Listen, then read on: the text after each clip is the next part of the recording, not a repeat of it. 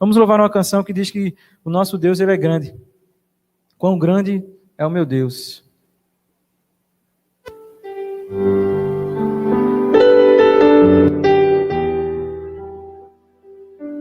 Vamos fazer dessa canção a nossa oração nesse início de culto. Vamos invocar a presença do Senhor, chamar a atenção do Senhor para nós essa manhã.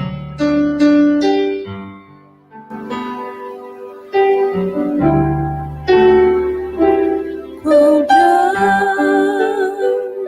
é o meu Deus, cantarei quão grande é o meu Deus, e todos hão de ver quão grande é o meu Deus.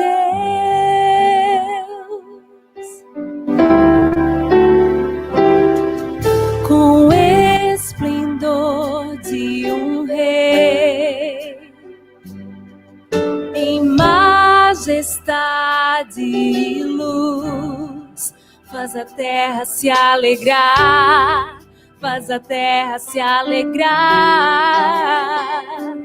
Ele é a própria luz, e as trevas vão fugir, tremer com sua voz, tremer com sua voz. Quão grande é o meu Deus, cantarei quão grande é o meu Deus, e todos hão de ver quão grande é o meu Deus. Recebe o nosso louvor nessa manhã, Jesus. Por gerações Ele Tu é. estás no controle de tudo, Senhor. O tempo está em tuas mãos, o começo e o fim, o começo e o fim. A Trindade de Deus, Filho, Espírito e Pai, Cordeiro e Leão, Cordeiro e Leão. Quão grande é o meu Deus, cantarei quão grande é o meu Deus, e todos hão de ver quão grande é o meu Deus.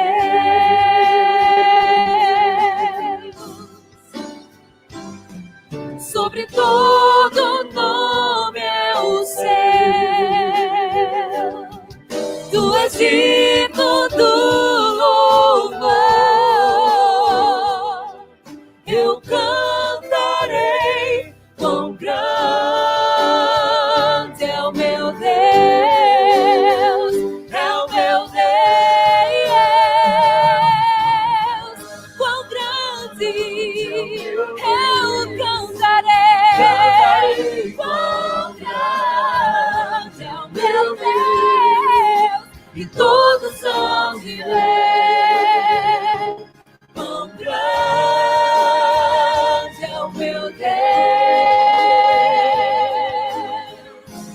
Eu cantarei, grande é o meu Deus, cantarei quão grande é o meu Deus. Louvado seja o teu nome, Jesus. E todas hão, Louvado seja o teu nome, todos Jesus. hão de ver Quão grande é o meu Deus. Mais uma vez, quão grande. Quão grande é o meu Deus, cantarei quão grande é o meu Deus, e todos hão de ver quão grande é o meu Deus. Aleluia, Ele é grande sobre toda a terra.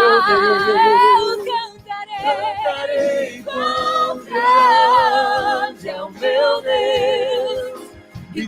todos hão de ver quão grande é o meu Deus.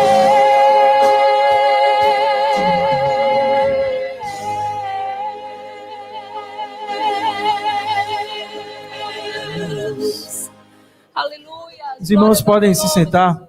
Ainda vamos louvar uma canção. Essa canção, irmãos, ela diz, é uma canção nova. Vamos ouvi-la. O nome dessa canção é Toma o Meu Coração. A Bíblia diz, não deixe lugar ao diabo. Se a gente pode dar lugar a muitas coisas, mas a gente precisa colocar o Senhor no centro das nossas vidas. E essa canção, ela diz isso, né? É uma oração onde nós dizemos, Senhor, toma o nosso coração, a nossa alma, que a nossa vida viva para o Senhor. Preste atenção no que diz a letra dessa canção. Esse é o meu desejo, Senhor, te honrar com meu coração, te adorar. Tudo que há em mim, tudo que há em mim te dá louvor. te dá louvor. Só a ti adoro, meu Senhor. Só a ti adoro, meu Senhor. Toma o meu coração, toma o meu coração e toda a minha alma. Toda a minha alma. Eu vivo só para ti. Eu vivo só pra ti. Sempre que eu respirar, cada vez que eu acordar, faz o teu querer em mim. Aleluia, Jesus. Aleluia. Louvado seja o nome do Senhor. Amém, Jesus. Toma nossas vidas em tuas mãos, Senhor Deus.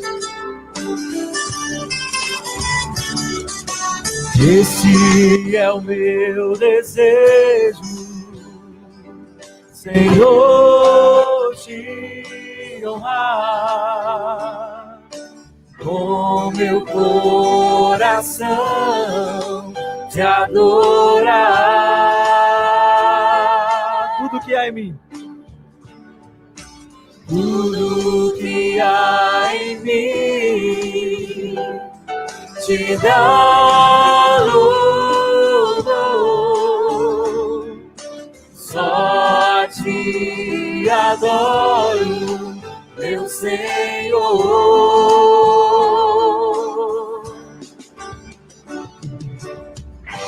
Toma o meu coração, toda a minha alma.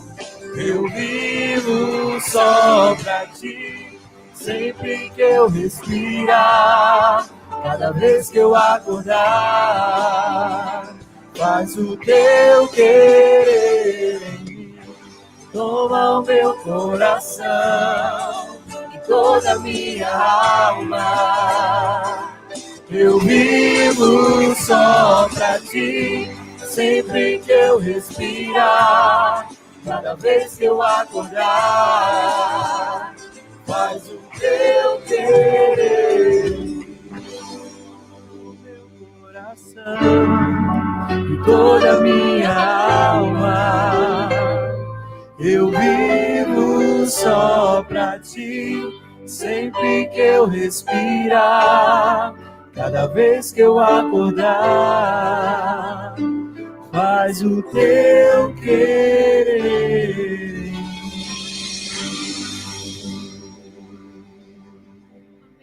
Amém, meus irmãos. Que o Senhor continue nos abençoando, que estejamos atentos, né, para ouvir a palavra do Senhor. Amém.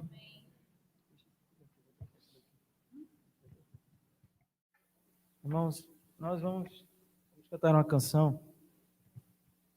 O título dessa canção, o nome dela é Reflita em Mim. Essa canção, irmãos, é uma canção que a gente estava ensaiando esses dias. E veja como são as coisas, né? Deus, ele... Quando ele quer falar com seus filhos, irmãos, ó, ele fala, viu? E essa canção não vai ser cantada hoje à toa. É uma canção em que é Deus falando para nós. Reflita em mim. Quando você achar que está tudo difícil, reflita em mim. Quando você vê as coisas se acabando, reflita em mim. E é isso que Deus está dizendo para hoje, para nós, nesse domingo, irmãos. A gente tem que focar no Senhor. Veja o que o irmão Jorge falou, que eu agradeço a Deus. Deus é quem está no controle das nossas vidas, meus irmãos. Amém, Jesus.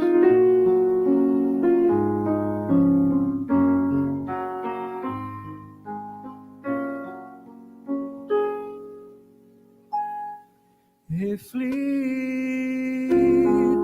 em mim, numa Bíblia envelhecida pelos anos. Reflita em mim, num templo com silentes orações, pois ano a ano, lado a lado, sobre a graça e a paz, com amor, Filho de Deus, cuido de você. Reflita em mim.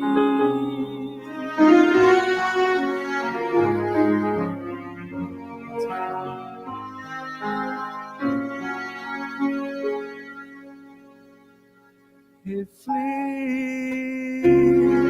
em mim, quando a cor do pôr do sol encher o céu. Reflita em mim, quando as lágrimas surgirem ao orar, pois ano a ano, lado a lado, sobre a graça e a paz, com amor, Filho de Deus, cuido de você.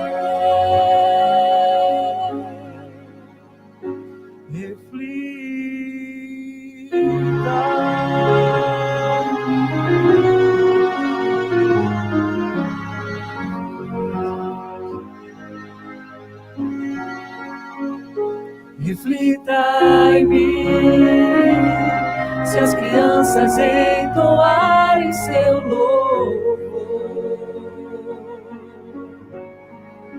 Reflita em mim, se for velho pra ensinar, velho pra pregar, velho pra sair, pois balado sobre a graça e a paz, com amor, Filho de Deus, cuido de você.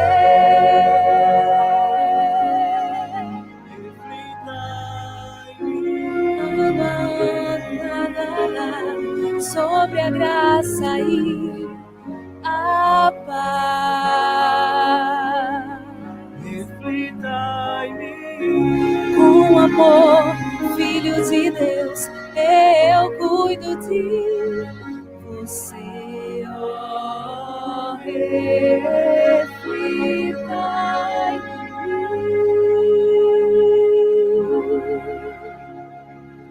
mim. Olá, meu querido, minha querida. Aqui quem está falando é o pastor Arthur Eduardo. Nós estamos em mais um domingo fazendo aqui nosso vídeo, dado o decreto do governo do estado de Pernambuco, proibindo reuniões presenciais nesses fins de semana de junho, esse final de semana agora e o próximo. E nós hoje, então, estamos aqui na Igreja Evangélica Aliança, que se situa à rua Odon Rodrigues de Moraes Rego, número 20, em Cidade Universitária. Rua Odon Rodrigues de Moraes Rego, 20, Cidade Universitária. Os nossos cultos, eles acontecem sempre às quartas-feiras, às 19h30, um momento de estudo da palavra, de oração, e aos domingos, às 10 horas da manhã. Nossa igreja não tem culto à noite, no final de semana. À noite, somente na quarta-feira. Nos domingos, às 10 horas da manhã. Se você quiser fazer uma visita, venha, traga a sua família. Aos domingos, às 10 da manhã, aqui na IEVICA. E eu gostaria de ler um texto da palavra do Senhor que se encontra no Salmo de 119, versículos 137 ao 144. Salmo 119, versículo 137 diz: Justo és, ó Senhor, e retos são os teus juízos. Os teus testemunhos que ordenaste são retos e muito fiéis.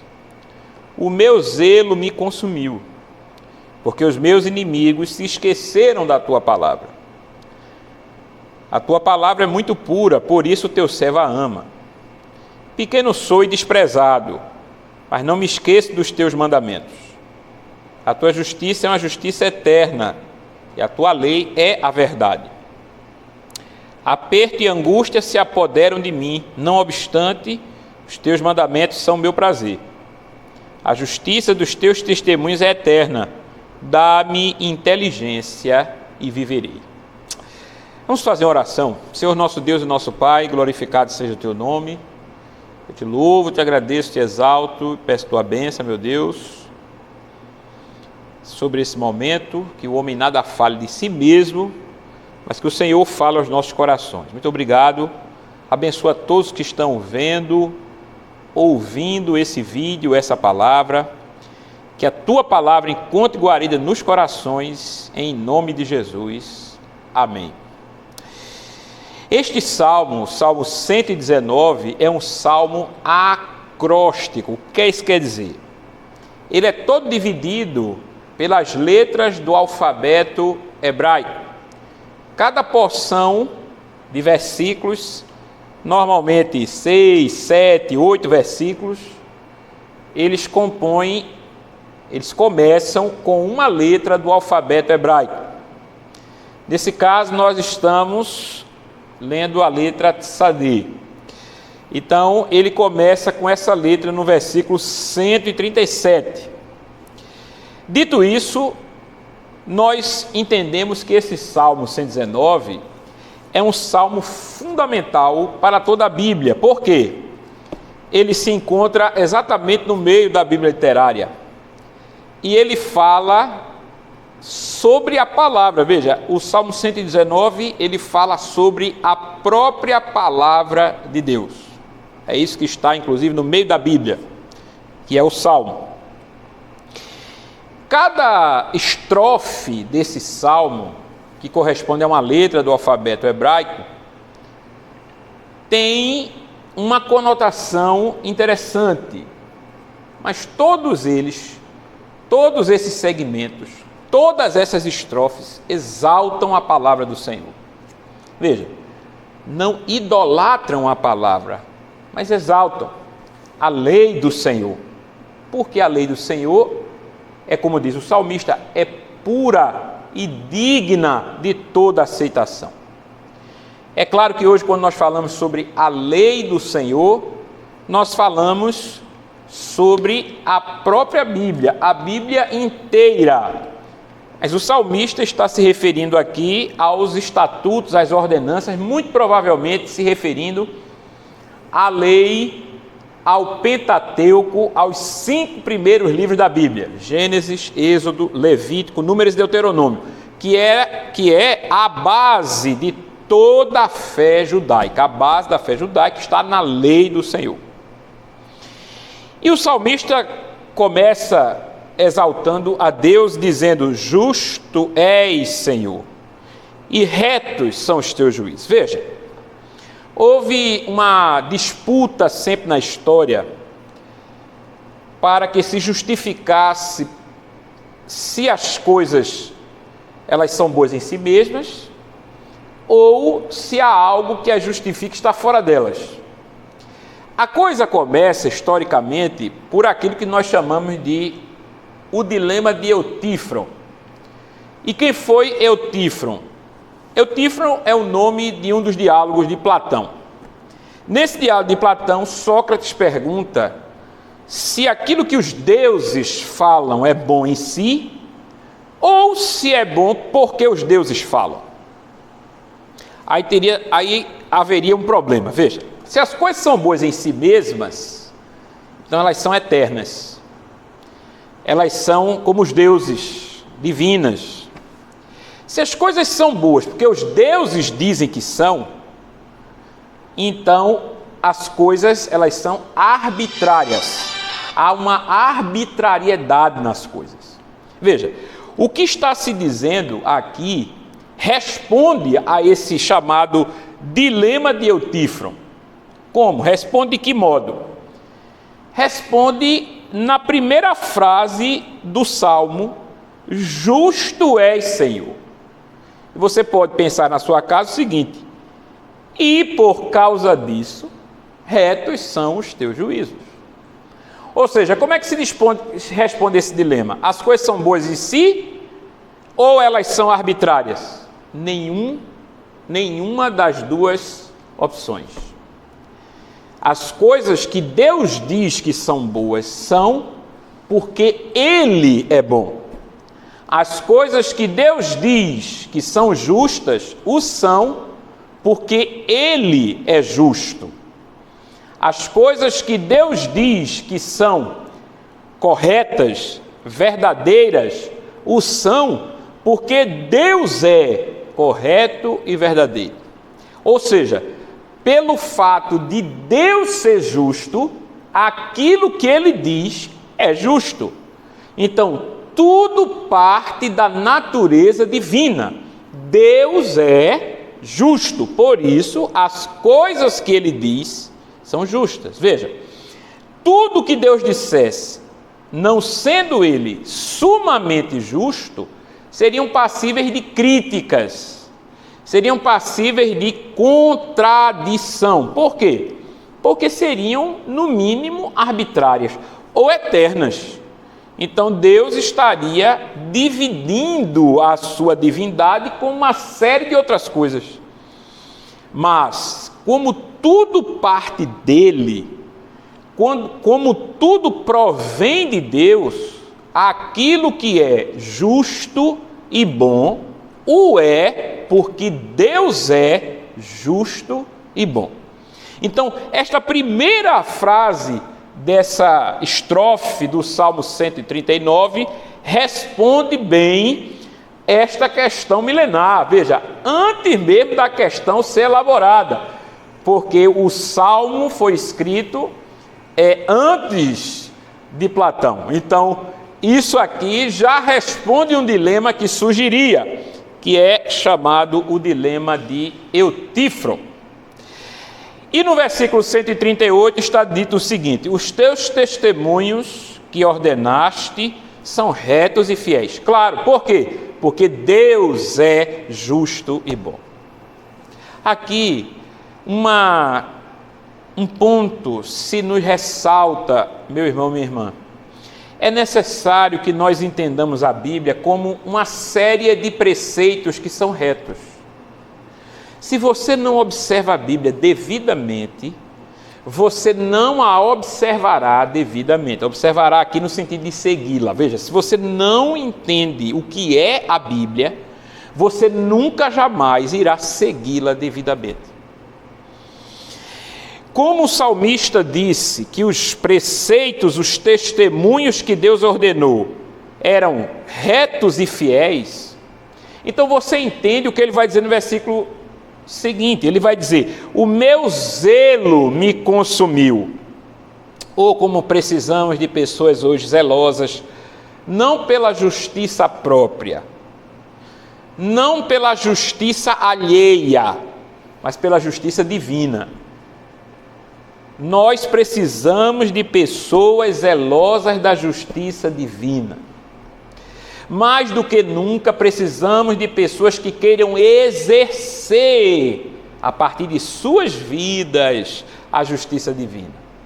Quando essas pessoas buscam a justiça dos mandamentos de Deus para si mesmas, então o zelo de Deus é na vida dessas pessoas, e elas passam a ser pessoas zelosas dos preceitos de Deus, porque elas entendem que esses preceitos são bons.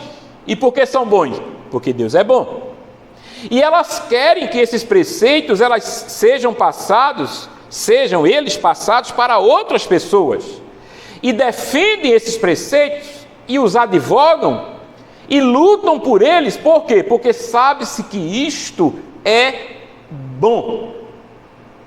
Quando os adversários do salmista, ele vai dizer no versículo 139, se levantam contra ele, ele explica o motivo. Observe: porque os meus inimigos se esqueceram da tua palavra.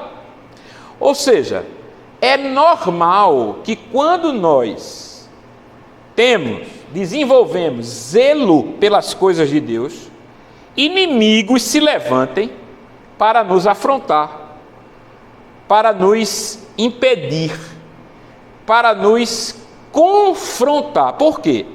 Porque eles se esquecem dos preceitos da palavra de Deus, às vezes internamente. Jesus disse o seguinte certa vez: os inimigos de um homem serão os de sua própria casa. Observe, e ele não está falando de uma inimizade qualquer, ele está falando de uma inimizade que provém de um profundo ressentimento com o testemunho, com a lei de Deus. Aquelas pessoas, elas se ressentem tanto que elas se tornam inimigas. E é isso que o salmista está dizendo: os meus inimigos se esqueceram da tua palavra. No versículo 140 ele diz: a tua palavra é muito pura, por isso o teu servo a ama. Veja só, gente, nós temos pessoas que dizem amar a Deus. Nós temos pessoas que oram, que buscam o Senhor.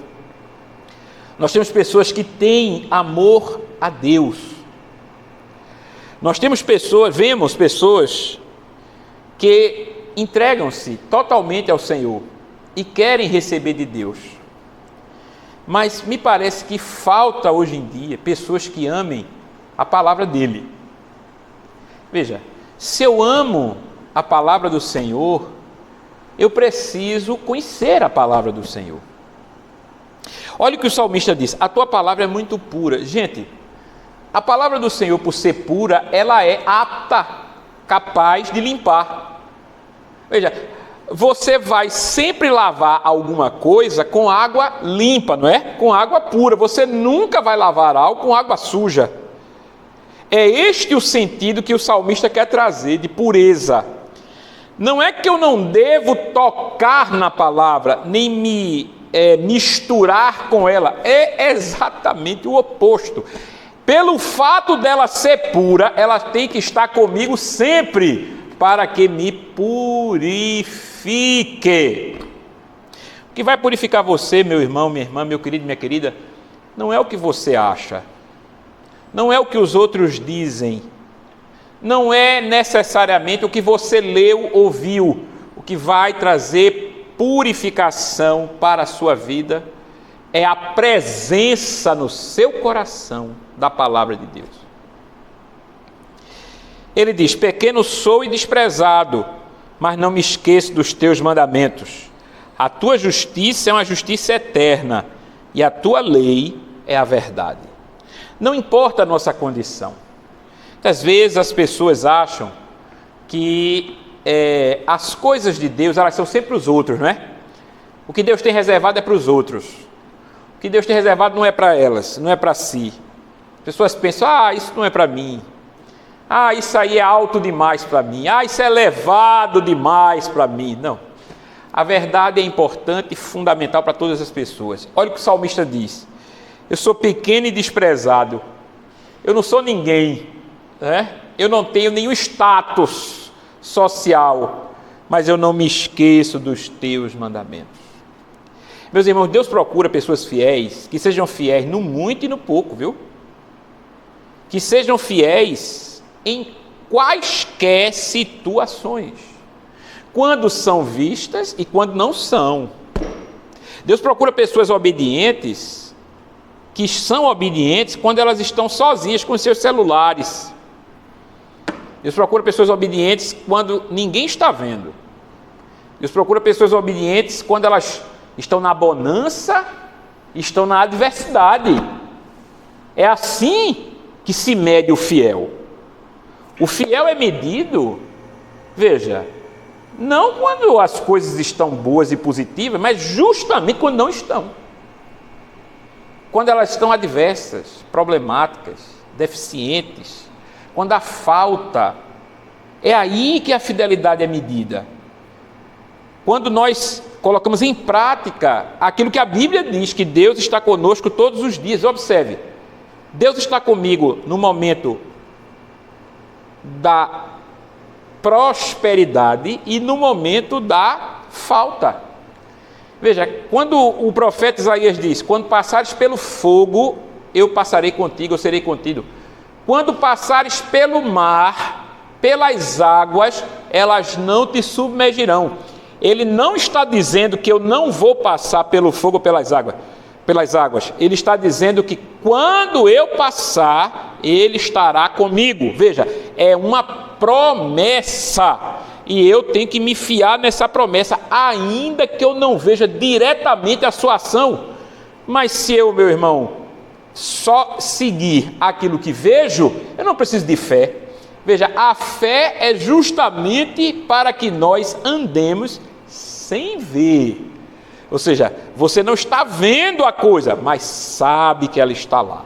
Você não está vendo Deus fisicamente com você, mas Ele está presente. Quem é que garante isso? A palavra dEle. E por que isso é verdadeiro? Porque Ele é verdadeiro. Aliás, Jesus, como Deus, diz de si mesmo: eu sou o caminho, a verdade e a vida. Bendito seja o nome do Senhor. Olha o que é que diz o Salmo, o versículo 143. Aperto e angústia se apoderam de mim, não obstante os teus mandamentos são meu prazer. Ainda em cima daquilo, que a nossa vida nem sempre é bonança, nossa vida nem sempre é alegria, nossa vida nem sempre é um mar de rosas. Aliás, na maior parte das vezes é de luta, é de enfrentamento de adversidades, é de nós ultrapassarmos obstáculos. Obstáculos estão se colocando direto à nossa frente, mas o salmista diz que o prazer dele são os mandamentos. Isso quer dizer o quê? Primeiro, que ele tinha comunhão com os mandamentos de Deus, ou seja, ele os lia. Se são prazer dele, então ele quer estar próximo disso. Segundo, ele pensa nos mandamentos do Senhor. Veja, hoje nós temos um grande problema no seio da igreja do Senhor. Sabe qual é? O fato de as pessoas não mais raciocinarem de acordo com a Bíblia, gente. As pessoas precisam pensar o que a Bíblia está dizendo. Veja, para que elas ajam do seguinte modo: como é que a Bíblia diz isso? Como é que a Bíblia fala sobre isso aqui? O que é que a Bíblia me orienta acerca disto? Como é que a Bíblia, ela trata essa questão? Isto é viver de acordo com a palavra. Não é você ocasionalmente citar um versículo, você aqui e acolá falar sobre uma determinada questão bíblica e no resto do tempo viver como se a Bíblia não existisse. Não, não é assim. Viver a palavra é poder dizer como o salmista: os teus mandamentos são o meu prazer. Louvado e engrandecido seja o nome do Senhor. Por fim ele diz: a justiça dos teus testemunhos é eterna, dá-me inteligência e viverei. Gente, aqui tem uma grande, profunda e emergente questão. Veja, o que é que o salmista está pedindo aí? Ele está pedindo inteligência. Isso é absolutamente fundamental. É o que Salomão pediu lá no início do seu reinado. Salomão disse: Senhor, eu quero sabedoria. O Senhor disse a ele: dá-me o que queres que eu te faça. O que é que você pede-me o que queres que eu te faça. Salomão disse: eu quero sabedoria para conduzir esse povo. E Deus disse a ele: porque tu não pediste nem a morte dos teus inimigos, nem riqueza para gastares com os teus deleites, então eu vou te dar paz com os teus inimigos e vou te dar riquezas em abundância. Com a sabedoria que tu tens, tu vais adquirir tudo isto que eu vou te dar. Observe, a sabedoria, a inteligência andam de mãos dadas. A sabedoria tem a ver com a maneira como você enxerga o macrocosmo, ou seja, a maior parte do mundo, a sua visão de mundo de um modo geral. Hoje nós falaríamos sua cosmovisão. Qual é a cosmovisão que você tem? Qual é a visão de mundo que você tem? Você a pauta e a formata de que modo? Isso tem a ver com a sabedoria. Sabedoria tem a ver com entender os processos, compreender as relações, saber as inclinações das coisas, as tendências. Tudo isso deve advir, gente. Tudo isso provém do alto. A sabedoria é um dom que Deus concede, inclusive espiritual, citado por Paulo, a pessoas que têm essa palavra de sabedoria, porque é algo do alto que lhes é dado. Também temos a inteligência. O que é inteligência? É saber me valer desses conhecimentos para uso em termos práticos, diários, coisas concretas, o dia a dia. A pessoa que lida bem com as questões diárias é uma pessoa inteligente. Ela que sabe dividir bem seu tempo, ela sabe como deve trabalhar, como deve agir, como ela deve fazer nos devidos casos, nas devidas circunstâncias. Essa pessoa é uma pessoa inteligente. A pessoa inteligente é uma pessoa que se vale da sabedoria. Então, o salmista está pedindo inteligência. E ele no mesmo versículo diz: a justiça dos teus testemunhos é eterna. O que ele está dizendo? Ele está pedindo para viver de acordo com a justiça dos testemunhos divinos. Porque ele sabe que vai passar. Ele passa, sua família passa, o que ele construiu passa, as civilizações passam, os impérios ruem, as coisas todas desse mundo transitório transitam, elas vêm e vão, elas passam, mas a palavra do Senhor permanece para sempre. Quando ele diz a justiça dos teus testemunhos eternos, ele está dizendo a Bíblia, a palavra de Deus, os mandamentos do Senhor nunca caducam, eles nunca terminam com prazo de validade, eles nunca cessam, eles nunca deixam de existir. Pelo contrário, eles sempre existirão. Bendito seja o nome do Senhor. A palavra do Senhor é eterna. Os preceitos e os mandamentos do Senhor são eternos. Sua verdade é eterna. Por isso, o inteligente se fiará neles e não no transitório. Veja, aquela pessoa que é inteligente, ela usará este conhecimento para pautar os seus atos diários. E ela pautará, ela se firmará, ela se guiará por esses preceitos, porque são eternos. Vão levá-la para a eternidade. E não por coisas transitórias, que começam aqui e terminam aqui. Começam aqui e acabam aqui. Então, isto é a inteligência espiritual. De modo, meu querido, minha querida, que quando nós olhamos para esse trecho tão curto da palavra do Senhor, veja quantos ensinos nós temos, não é?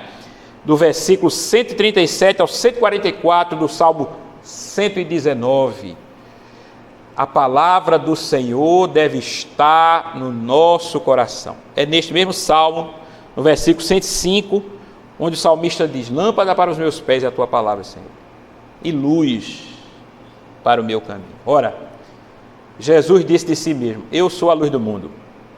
Quem me segue não andará em trevas, mas terá a luz da vida.